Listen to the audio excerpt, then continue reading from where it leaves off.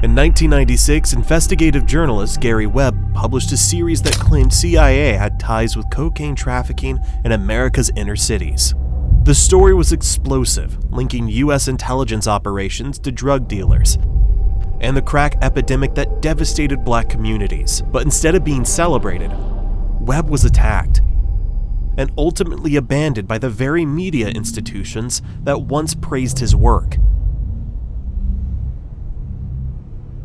Gary Webb grew up with the curiosity and energy that would define his reporting. Born in 1955 in Corona, California, Webb was the son of a U.S. Marine sergeant. When his father retired, the family settled in Indiana. Webb attended a local high school, showing early interest and skill in writing. After graduation, he won a scholarship to college in Indianapolis and threw himself into the student newspaper. His knack for bringing complex stories to light made him stand out early, transferring to Northern Kentucky University, and later got a job at the Kentucky Post. From there, his career quickly accelerated. He worked for the Cincinnati Post, co-authoring the prize-winning Coal Connection, a deep investigation into coal industry corruption. Webb was recruited by the San Jose Mercury News in California. Here he was allowed to pick his own stories. As part of the Mercury News team, Webb and his colleague Pete Carey wrote a story examining the causes of the collapse of the Cypress Street Viaduct. The Mercury's news coverage of the earthquake won its staff the Pulitzer Prize for general news reporting in 1990. By the mid-90s, Webb was one of the Mercury News' top investigative reporters, a status that gave him the freedom and the confidence to pursue the most explosive story of his career. In July 1995, Webb received a tip about the testimony of Oscar Danilo Blandon, a Nicaraguan drug trafficker, in a San Diego courthouse. Blandon claimed he had sold mountains of cocaine to Freeway Ricky Ross, the kingpin of LA's crack empire, and funneled the profits to the CIA-backed Contras, rebel forces fighting Nicaragua's leftist Sandinista government in the 1980s. Contras needed new ways to finance their war. According to Webb and prior reporting, overlapped with the emerging cocaine trade from Latin America into America's cities. Webb saw a story that might connect the dots between geopolitics, secret wars, and the devastation of inner-city LA.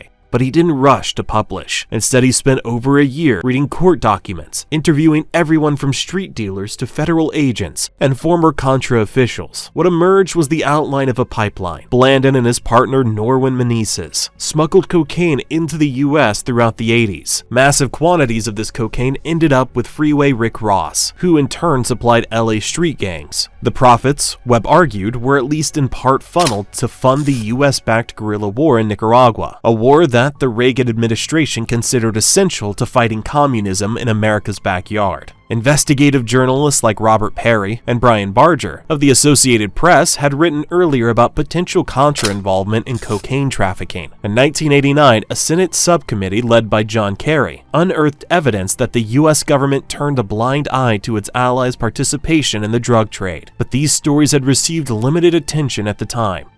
At the center of Webb's investigation was Oscar Danilo Blandon. Born in Nicaragua to a wealthy, well-connected family, Blandon worked in government before fleeing the Sandinista Revolution in 1979. In Los Angeles, he raised funds for the Contras and eventually started dealing cocaine on a grand scale. Blandon met Norwin Menezes, another Nicaraguan exile and veteran trafficker, whose reputation as the godfather of Nicaragua's cocaine underworld was well earned. Menezes taught Blandon the ropes, supplied him with product, and together they built a network that could access Colombian cocaine at wholesale prices. Their main client for years was Rick Ross, a streetwise, ambitious dealer who turned powder cocaine into the cheap, smokable substance known as crack, and sold it in bulk through LA's black neighborhoods. With access to seemingly endless high-quality cocaine at cut-rate prices from Blandon and Menezes, Ross established a crack empire that would eventually reach far beyond Los Angeles. But what made Blandon's story explode was not just the drugs. It was the claim that Blandon directed some of his proceeds to fund the Contras. Blandon told a federal grand jury that whatever were running in LA,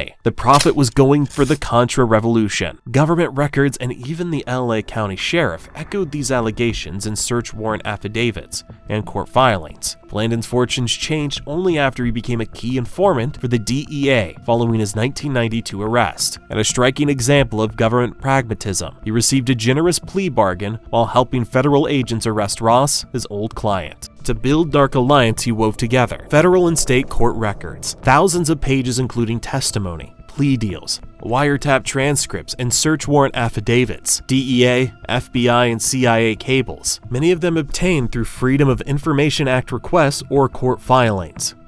Interviews with dozens of sources like agents, traffickers, including Blandon and Ross, attorneys, former Contra officials, and community members. Trips to Nicaragua and Los Angeles to interview the key players and understand the on-the-ground tactics, often confirming facts that looked too incredible to be believed. He fact-checked every major claim, sometimes at his own expense, so the decision to make the series Webb first was groundbreaking.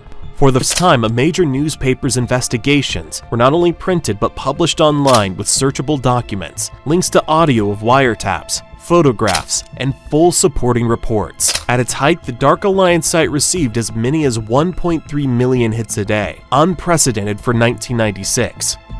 Webb's approach set a standard for transparency in reporting. By putting primary documents online, he allowed readers to decide for themselves. This was an innovation that made the story very difficult to simply dismiss.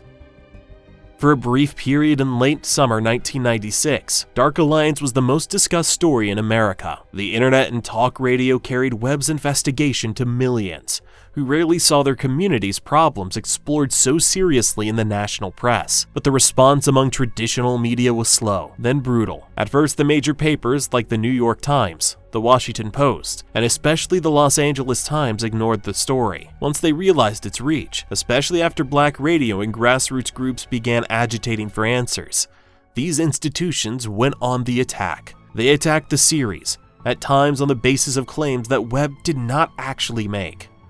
Washington Post ran a front-page article saying available information did not support Webb's claims and calling the crack epidemic a broad-based phenomenon with multiple causes. The New York Times followed with 2 articles that called Webb's evidence thin and downplayed the role of the specific traffickers he had focused on. The Los Angeles Times undertook what some in the newsroom would later call the Get Gary Webb team, deploying at least 17 reporters to investigate and largely rebut Webb's conclusions. Their 3-part series minimized Ross's role and highlighted errors and overstatements in Webb's prose. Now, initially, Webb's editors at the Mercury News stood by his work.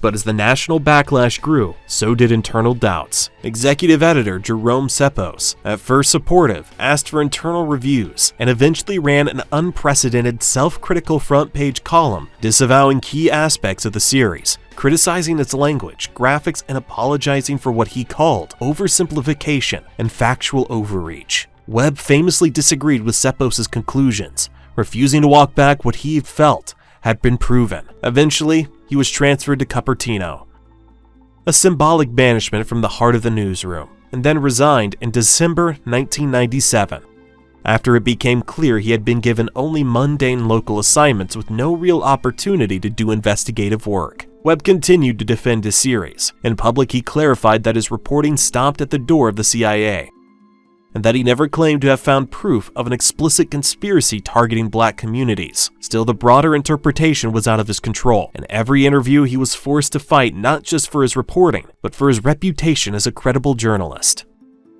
Moreover, the storm that Dark Alliance brewed forced an official response. Under pressure from urban communities, grassroots groups, and members of Congress such as Maxine Walters, multiple agencies launched investigations. However, the investigations did confirm that CIA and other agencies were aware of drug trafficking by various Contra supporters and sympathizers, and in some cases failed to alert law enforcement or intervene when credible allegations arose. In several documented instances, CIA continued working with or maintaining relationships with individuals or companies accused of drug crimes, as long as their activities furthered anti-communist objectives. Nonetheless, after his resignation from the Mercury News, Webb expanded the Dark Alliance series into a book that responded to the criticism of the series and described his experiences writing the story and dealing with the controversy. It was published in 1998 as Dark Alliance, the CIA, the Contras, and the crack cocaine explosion. A revised version was published in 1999 that incorporated Webb's response to the CIA and Justice Department reports.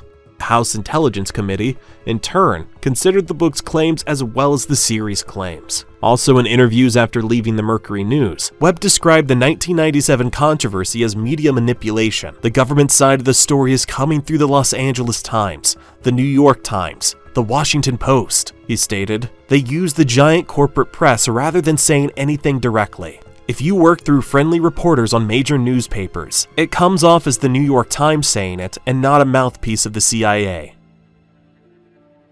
Friends and family attributed his decision to a long-standing struggle with depression, compounded by the continued blacklisting that had dogged him since 1997. He left behind 3 children, a body of work that could never be erased, and a final note: "Tell them I never regretted anything I wrote." So Gary Webb was the rare journalist who cared more about the story than his career. He chased the truth wherever it led, even to places that made his editors nervous and cost him nearly everything. Dark Alliance won him lasting notoriety, infamy, and eventually a different sort of respect. Not because every claim was ironclad, but because he forced America to look at uncomfortable truths about power, race, and the ways institutions hide their greatest failures. The story of Gary Webb isn't just about the CIA, crack cocaine, or even media politics. It's about what happens when one person follows a thread that others would rather leave buried and pay the price. So what are your thoughts about Gary Webb and his journey? Share with us in the comments section down below. We'd love to read them. Also, if you like this video, share it with your friends and subscribe to our channel for more interesting content.